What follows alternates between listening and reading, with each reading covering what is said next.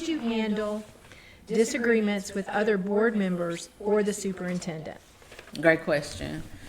I think if we all come to the table as adults and our goal is to meet the needs of the kids, disagreements would be lessened. They're gonna happen. Let's be real. There's always more than one way to get a job done. But when disagreements happen, I think it's vital. This is pulling on my counselor hat. We affirm how people feel or what they're bringing to the table. And once everybody is able to do that, then we say, as a team, as a whole, how are we going to get to this point from here? And if we're all able and have the freedom and the vulnerability that it takes to be honest, tell the truth, and explain our perspective, then we're able to pull on each other. Everybody has a say. When it's just one person or a few, then that's where I think the unity isn't there. But if we always remember that the kids are the reason why we're here, then the disagreements become lessened, because if that's the goal, then we don't have a lot of time to go back and forth about what's not working, what's not going to work. The kid is the goal. How are we going to get there? Also, I believe that it takes data.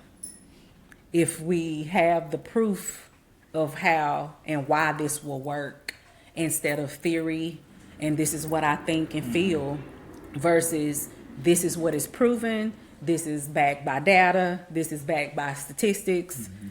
There's not a whole lot of talking that has to happen because the proof is in the pudding.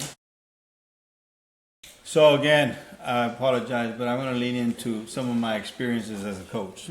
So I used to have, when I was a head football coach at a high school, I used to tell my coaches, we check our egos and our pride at the door when we walk into this field house. Okay? Because we're not going to accomplish anything if that walks into this door.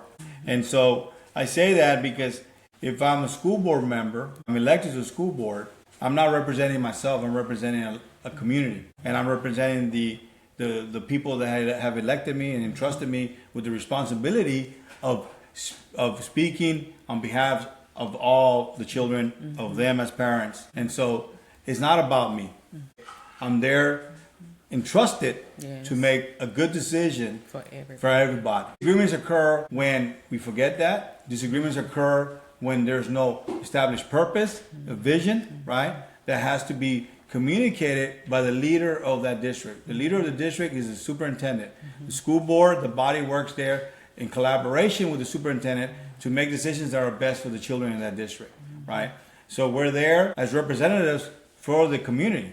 And so if we lose sight of that, then the disagreements are gonna hinder us from being able to achieve the goal that we were elected to do, which is educate and help our students be successful.